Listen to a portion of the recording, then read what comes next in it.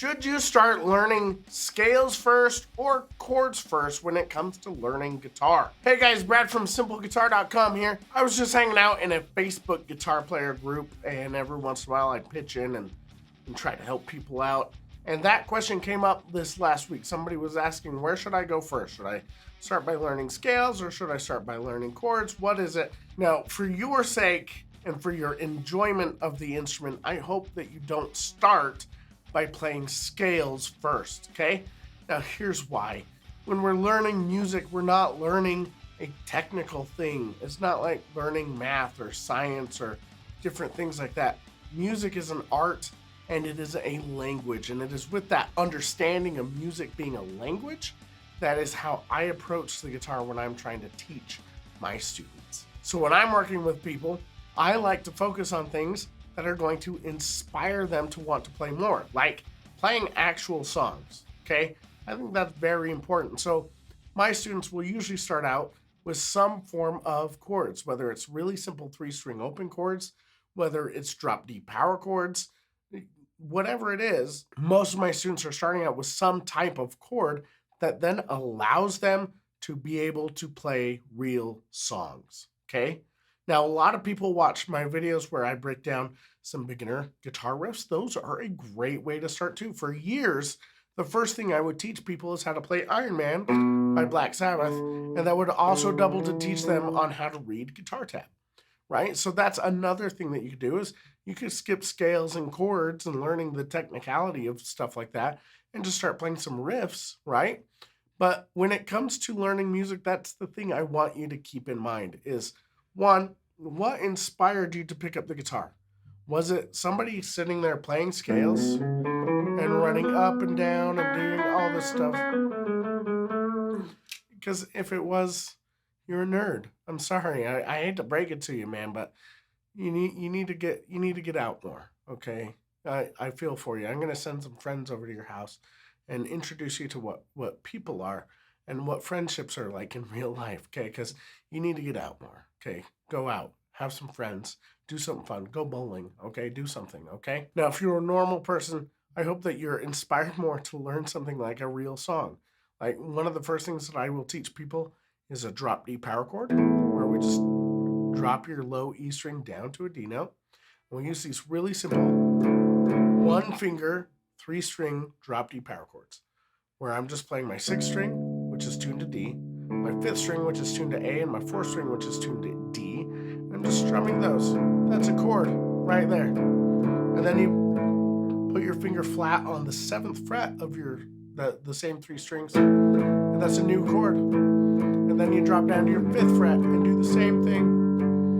And then you play open again. And if you play each of those 8 times and repeat it, it's 98% of a song called The Middle by Jimmy Eat World, right? And that's one of the things I love to teach people first, because you can be playing real music with as little effort as possible. So when the question comes, should I learn scales first or should I learn chords first? My answer is music is a language. And so when you start learning a language, you don't learn a language by learning the parts of it all first. You have to actually start trying to speak it and trying to converse in the language. I mean, you're going to have to learn a little bit of vocabulary, but then you need to start using that little bit of vocabulary that you have. For example, we'll teach a lot of beginners like a really simple E minor chord just with 3 strings open, a really simple 3-string G chord, and a really simple 3-string C chord, sorry. And then we'll teach them like 4 or 5 songs using just those 3 chords. And that will allow them to have a vocabulary and to experience playing actual songs using just a little bit of stuff. Okay, so keep that in mind. When you're learning scales, scales are like practicing writing cursive for language for English, right? As it is for music, because for music, scales are really the building blocks of what put everything together. We pull our melodies from scales, we pull arpeggios from scales, we build chords out of scales. Everything kind of revolves around. They're important, but we don't first hand a baby learning to speak English, a 1-year-old, we don't hand them a rule book and say, okay, you have to memorize all these rules of how to structure a sentence and how to put together paragraphs and how to do. We don't do that. We don't need to teach you the structure of a scale first and for you to be able to play scales right off the bat. What you need to focus on a lot more is the things that are going to allow you to speak the language and make real music. So when it comes to that choice between chords or scales, I really hope you're going to choose to learn chords first and immediately start applying those chords to scales.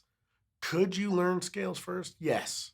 I just think it would be a lot harder because you're going to have to, one, get used to that scale. And in the very beginning, when you're just getting used to using your fingers in the awkward way that we do on the guitar, that's going to be awkward enough, right? And then to be able to musically apply that right away, to be able to improvise with it or get creative with it or play a song that you recognize with it, it's going to take that much longer. I just think chords are faster, a faster way to jump into playing real music and stuff that is going to inspire you. So that's my answer to that question. Should you learn chords first or should you learn scales first? If it's me, I'm going with some form of chords first and immediately trying to play some real music.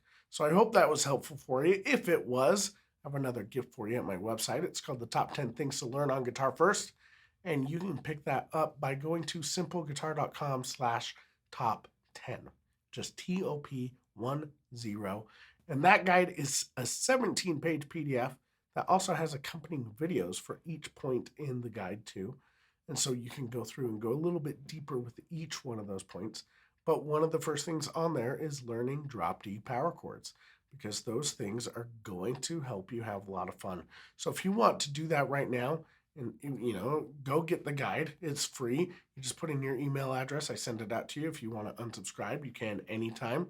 But go to simpleguitar.com/top10, pick up that guide, and then I will see you in this next video where I'm going to go over how to play these drop D power chords and start playing real stuff right off the bat. So have a good one, and I will see you in the next lesson.